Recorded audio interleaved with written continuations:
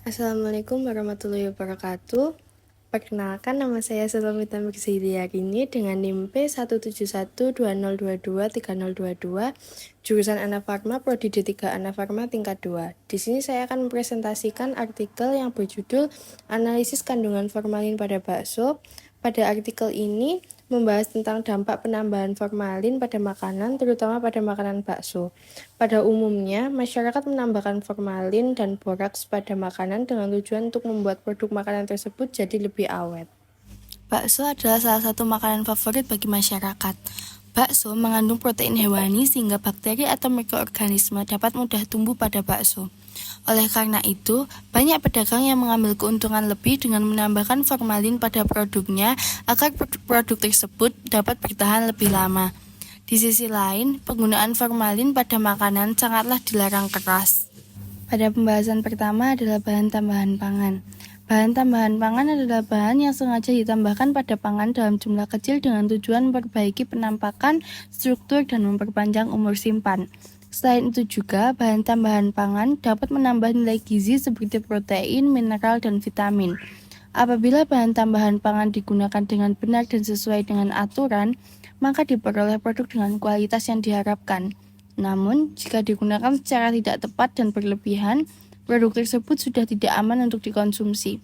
Hal ini disebabkan senyawa yang tergolong bahan tambahan pangan sebagian besar merupakan senyawa kimia yang bersifat sintetis, yang dapat menimbulkan dampak fatal bagi kesehatan jika dikonsumsi dalam jumlah banyak atau tidak tepat.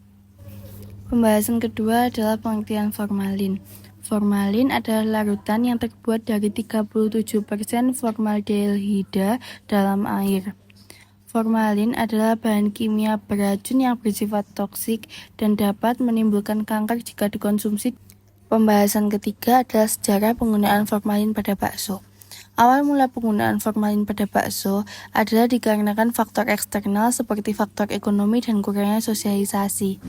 Cara untuk menghilangkan penggunaan formalin pada pengolahan bakso adalah dengan memberikan lebih banyak informasi sosial tentang bahaya formalin kepada pelaku usaha, pekerja, dan masyarakat, sehingga mereka mengetahui kegunaan dan dampak konsumsi formalin.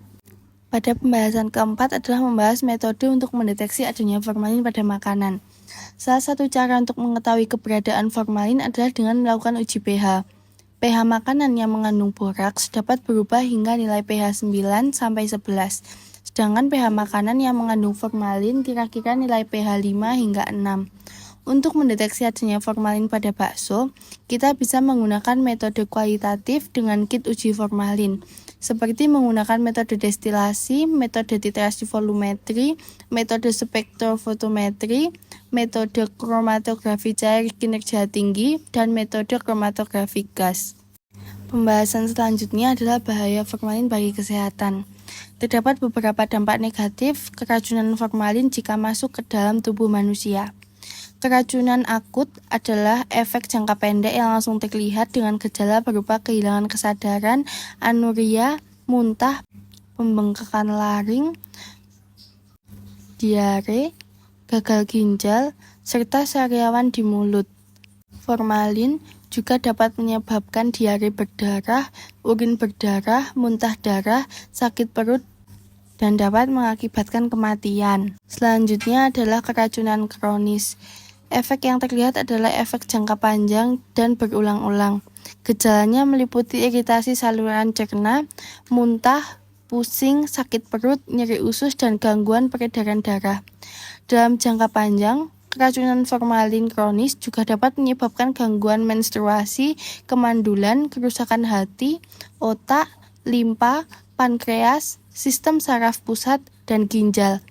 Dampak yang dapat terjadi bila kadar formalin yang terakumulasi dalam tubuh melebihi batas rentang fungsi sel hingga kematian sel sehingga menyebabkan kerusakan pada jaringan dan organ tubuh.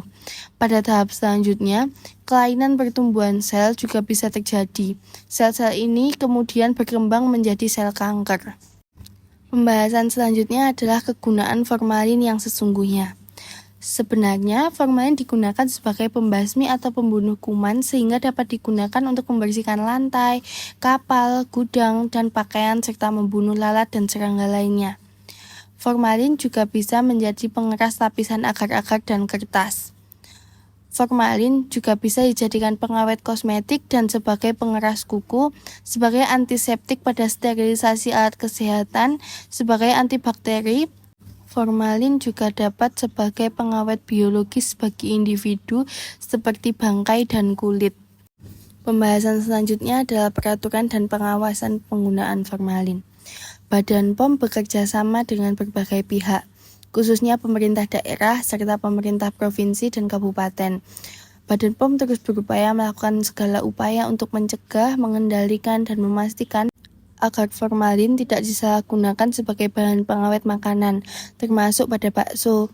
Badan POM menghimbau produsen, distributor, dan penjual formalin untuk tidak menjual kepada produsen makanan dengan alasan apapun. Penyalahgunaan formalin sebagai pengawet pangan dapat membahayakan keselamatan konsumen sehingga dapat dipidana dengan pidana penjara paling lama 5 tahun dan atau denda paling banyak 600 juta sesuai dengan Undang-Undang Pangan Nomor 7 Tahun 1996. Pembahasan selanjutnya adalah inovasi pengawetan dan pengelolaan bakso tanpa menggunakan formalin. Formalin dan boraks untuk membuat bakso sebenarnya tidak diperlukan jika bahan baku dan bahan tambahan pangan yang digunakan, perbandingan daging dengan tepung tapioka, dan proses pembuatannya benar. Daging segar yang tidak berlemak merupakan bahan yang baik untuk membuat bakso. Bakso membutuhkan bahan lain selain daging. Bahan penting adalah tepung tapioka. Kualitas bakso akan lebih baik jika isiannya lebih banyak dibandingkan tepung tapioka. Bakso berkualitas biasanya mengandung 90% daging dan 10% tepung tapioka. Bahan kunyah yang aman adalah natrium tripolifosfat (STPP). Natrium tripolifosfat adalah aditif yang aman dan bertindak sebagai pengemulsi. STPP juga dapat menjaga kelembapan, meningkatkan kelembutan, kemampuan mengikat partikel daging, struktur, dan dapat menstabilkan rasa, aroma, dan warna, sehingga dapat mencegah tumbuhnya bakteri penyebab kerusakan daging. Pengawetan bakso juga bisa menggunakan asam asetat di mana bakso diawetkan menggunakan metode pencelupan dan perebusan dalam larutan pengawet, di mana pada inovasi baru ini membuat bakso dapat tahan dalam penyimpanan selama 3 hari. Kesimpulan dari artikel hasil analisis yang telah dilakukan adalah bahaya adanya formalin pada bakso dapat menyebabkan keracunan. Mengingat bahaya pada formalin, maka seharusnya kita harus waspada dalam memilih makanan yang akan dikonsumsi. Faktor yang mempengaruhi masyarakat dalam penggunaan bahan tambahan makanan yang dilarang dikarenakan kurangnya penyuluhan yang diberikan pada masyarakat mengenai bahaya formalin. Masih banyak kecurangan yang terjadi pada pembuatan bakso dengan pencampuran zat kimia yang tidak sesuai dengan aturan BPOM. Maka dari itu, harus memperhatikan dengan baik pemilihan dalam memilih makanan yang akan dikonsumsi. Terima kasih.